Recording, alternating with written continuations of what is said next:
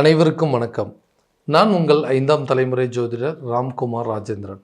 நாம் இன்னைக்கு பார்க்க போகிற தலைப்பு, துலாம் ராசி அன்பர்களுக்கு உங்களுடைய ராசிக்கு 9ஆம் இடமான பாக்கியஸ்தானத்தில், அதாவது மிதுன ராசியில் நடைபெறவிருக்கும் 2 கிரகங்களுடைய சேர்க்கை.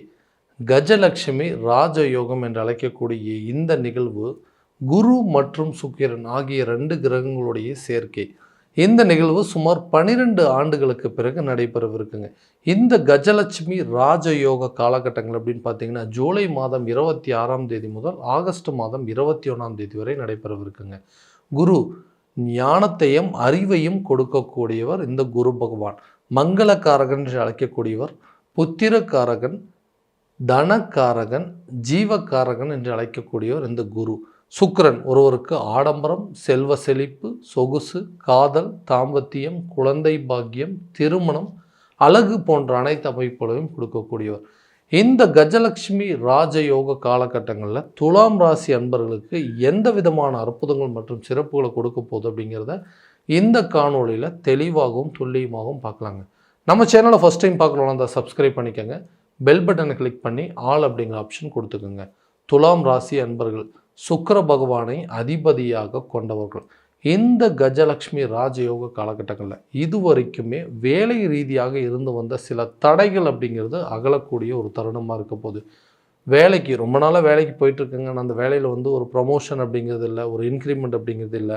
ரொம்ப வருஷமாக ஒரே கம்பெனியில் ரொம்ப காலகட்டமாக ஒர்க் பண்ணிகிட்ருக்குங்க. ஆனால் எனக்கு பின்னாடி ஜாயின் பண்ணவங்களாம் அடுத்தடுத்த லெவலுக்கு மூவ் பண்ணிட்டாங்க. ஆனால் நான் இன்னும் அதே நிலையில் தான் இருக்கிற மாதிரி இருக்குங்க. எனக்கு எந்த ப்ரொமோஷன் அப்படிங்கிறது கிடைக்கவே இல்லைன்னு சொல்கிறவங்களுக்கு, ஒரு இடத்துலேருந்து இன்னொரு இடத்துக்கு ட்ரான்ஸ்ஃபர் ட்ரை பண்ணிகிட்ருக்குறோம்.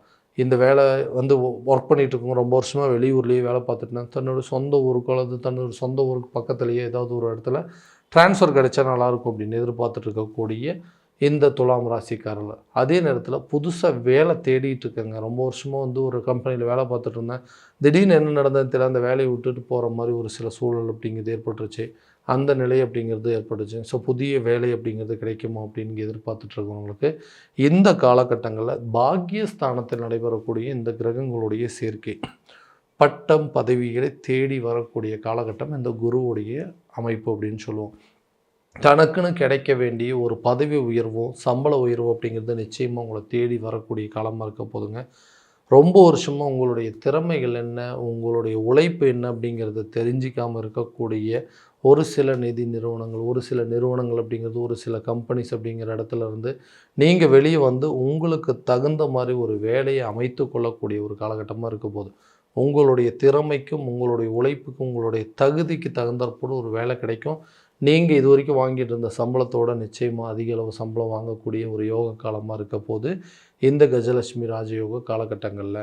கவர்மெண்ட் வேலைக்காக ட்ரை பண்ணிகிட்ருக்கிறவங்களுக்கு கூட இந்த காலகட்டங்களில் நிச்சயமாக அதுக்குண்டான முயற்சிகள் உங்களுக்கு ஒரு நல்ல பலன் அப்படிங்கிறது கண்டிப்பாக கொடுக்கும். வெளியூர் போய் வேலை தேடினா நல்லாயிருக்கும், இல்லை வெளிநாடு போய் கொஞ்சம் வருஷம் வேலை பார்த்துட்டு வந்தோம் அப்படின்னா கூட இந்த பிரச்சனைகள் எல்லாம் எனக்கு தீந்துரும் அப்படின்னு யோசிச்சுட்டு இருந்தீங்கன்னா, வெளிநாடு சம்மந்தப்பட்ட முயற்சிகள் கூட இந்த காலகட்டங்களில் உங்களுக்கு அதுக்குண்டான ஒரு வழி அப்படிங்கிறது ஏற்படும். அதாவது என்னென்னா, அதுக்கு ஒரு வாய்ப்புகள் அப்படிங்கிறது உங்களுக்கு கட்டாயம் கிடைக்கக்கூடிய தருணமாக இருக்க போதுங்க.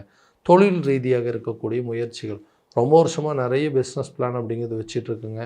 இந்த விஷயத்தை பண்ணுறதுக்கு தேவையான சில அமைப்புகள் அப்படிங்கிறது, சில சப்போர்ட் அப்படிங்கிறது, சில பார்ட்னர்ஸ் அப்படிங்கிறது கிடச்சிது அப்படின்னா அந்த பிஸ்னஸை கண்டிப்பாக நான் சக்ஸஸ் பண்ணிடுவேன். எல்லோரும் ஓகேன்னு சொல்கிறாங்கன்னா கரெக்டான தருணத்தில் எல்லா அமைப்பும் ஒன்றா கை கூட மாட்டேங்குதுங்க. ஒன்று பார்ட்னர்ஸ் ஒத்து போக மாட்டேங்கிறாங்க, இல்லைன்னா எனக்கு வரக்கூடிய பணம் அப்படிங்கிறது இல்லாமல் இருக்குது. ஸோ ஃபேமிலி சைட்லேருந்து வரக்கூடிய சப்போர்ட் அப்படிங்கிறது கொஞ்சம் கொஞ்சமாக தடைப்பட்டுகிட்டே இருக்குது.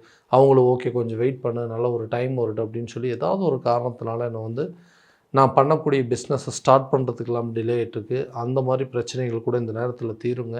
நீ கட்டாயமாக அந்த புது பிஸ்னஸை ஸ்டார்ட் பண்ணுறதுக்கான ஒரு சில வாய்ப்புகள் அப்படிங்கிறது ஏற்படும்.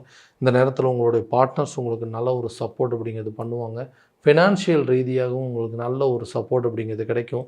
குடும்பத்தில் இருக்கக்கூடிய நபர்கள் உங்களுக்கு கட்டாயமாக ஒரு நல்ல பலமாக நிற்கக்கூடிய ஒரு காலகட்டமாக இருக்க போதுங்க. திருமணம் சம்மந்தப்பட்ட அமைப்புகள், திருமணம் அப்படிங்கிறது பெரிய அளவில் தடைப்பட்டுகிட்டே இருக்குங்க. எல்லா ஜாதகம் ஒத்துப்போகுது, எல்லாமே ஓகே அப்படின்னு சொல்கிறாங்க. ஆனால் கடைசி நேரத்தில் கல்யாணம் அப்படிங்கிற போகும்போது ஸோ கொஞ்சம் வெயிட் பண்ணுங்கள், ஸோ அடுத்த டைம் பார்த்துக்கலாம், மறுபடியும் நான் உங்களுக்கு சொல்கிறேங்க, இப்போதைக்கு வேண்டான்னு சொல்லிட்டாங்கன்னு சொல்லி ஏதோ ஒரு காரணத்தினால வந்து திருமணம் அப்படிங்கிறது தள்ளி தள்ளி போயிட்டே இருக்குது.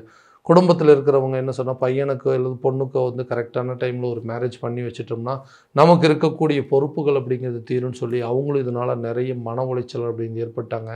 ஒரு சகோதரனோ ஒரு கரெக்டான நேரத்தில் ஒரு சகோதரிக்கு திருமணம் பண்ண முடியல, ஒரு தம்பி இருக்கக்கூடிய வீட்டில் அண்ணனுக்கு ஏதாவது ஒரு சீக்கிரம் கல்யாணம் நடக்கணும் அப்படின்னு யோசிச்சுட்டு இந்த மாதிரி குடும்பத்தில் ஏதாவது ஒரு விஷயம் இந்த சுப காரியங்களுக்கு உண்டான நிகழ்வுகள் தள்ளி தள்ளி போகும்போது கல்யாணம் அப்படிங்கிறது ஒன்று நடக்குமாங்கிற கேள்விக்குறியே வந்துட்டுருக்குது.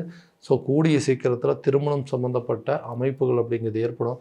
இந்த பாக்கியஸ்தானத்தில் குரு மற்றும் சுக்கிரன் ஆகிய 2 கிரகங்களுடைய சேர்க்கை இருக்கும் பொழுது நிச்சயமாக அது ஒரு நல்ல பலனை கொடுக்கும். கூடிய விரைவில் திருமணம் சம்மந்தப்பட்ட யோகம் அப்படிங்கிறது கட்டாயமாக இருக்க போதுங்க.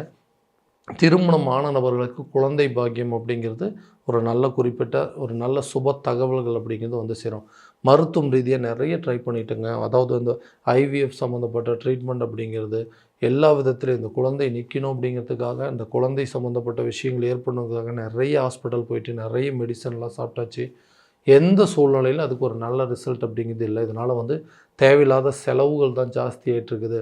மன உளைச்சல் அப்படின்னு ஏற்பட்டிருக்கு. எந்த ஒரு விசேஷத்துக்கும் போக முடியல, எந்த ஒரு உறவினர்கள் வீட்டுக்கும் போக முடியாத அளவுக்கு நிலை இருக்குது. ஏன்னா எங்கே போனாலுமே நம்மளை கேள்வி கேட்குற மாதிரி ஒரு சில சூழல், என்னப்பா இன்னும் வந்து ஒரு நல்ல செய்தி வரலையா, இன்னுமா வந்து குழந்தை வேண்டான்னு சொல்லி தள்ளி போட்டுட்ருக்குன்னு சொல்லி எல்லோரும் நம்மளை கேள்வி கேட்குற மாதிரி சில பேர் வந்து குத்தி காட்டிகிட்டு இருக்காங்க.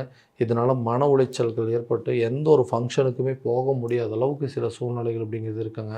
அந்த மாதிரி நிகழ்வுகளெல்லாம் நிச்சயமாக மாறக்கூடிய ஒரு காலகட்டமாக இருக்க போது கூடிய விரைவில் குழந்தை சம்பந்தப்பட்ட பாக்கியம் அப்படிங்கிறது ஏற்படுங்க.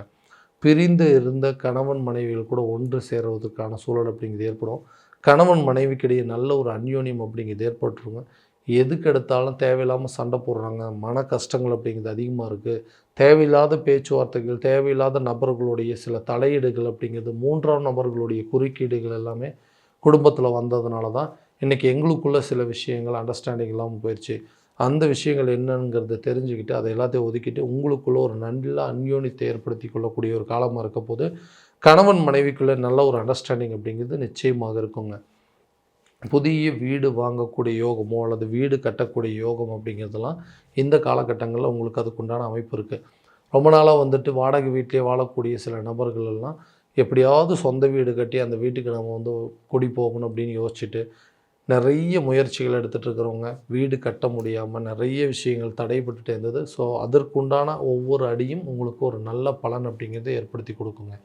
வீட்டுக்கு தேவையான சில பொருட்களை வாங்குறதோ, வண்டி வாகனம் வாங்குவதற்கான முயற்சிகளோ, புதிய சொத்துக்களுக்கு உண்டான சேர்க்கைக்கான முயற்சி, பூர்வீக சொத்துக்கள் உங்கள் கைக்கு வருமா அல்லது பூர்வீகத்தில் இருக்கக்கூடிய வில்லங்கங்கள் தீருமா, இல்லை எனக்கு கிடைக்க வேண்டிய சொத்துக்கள் என் கைக்கு வருமா அப்படின்னு யோசிச்சுட்டு இருக்கிறவங்களுக்கு நிச்சயமாக ஒரு நல்ல பலன் அப்படிங்கிறது கொடுக்குங்க. ஆரோக்கிய ரீதியாக இது வரைக்கும் இருந்த அந்த தடைகள் அப்படிங்கிறது அகலும். குடும்பத்தில் ஒருத்தர் போனால் ஒருத்தர்னு சொல்லி தேவையில்லாமல் உடல் ரீதியாக பாதிப்பு வந்துகிட்டே இருக்குது. பெற்றோர்களுக்கு வந்து ஆரோக்கிய குறைபாடுகள் இருக்குது, மனைவிக்கோ அல்லது குழந்தைகளுக்கோ மாற்றி மாற்றி ஹெல்த் பிரச்சனை அப்படிங்கிறது வந்துகிட்டே இருக்குங்க.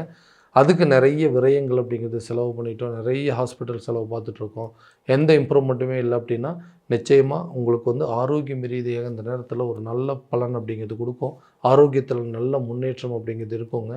அதே நேரத்தில் இது வரைக்கும் நீங்கள் எடுத்து வந்த ட்ரீட்மெண்ட் அப்படிங்கிறது மாற்றி உங்களுக்கு கரெக்டான இடத்துல சூஸ் பண்ணி அந்த இடத்துல எடுக்கக்கூடிய ட்ரீட்மெண்ட்டு கூட நல்ல சஜஷன் அப்படிங்கிறது உங்களுக்கு இந்த காலகட்டத்தில் கிடைக்குங்க.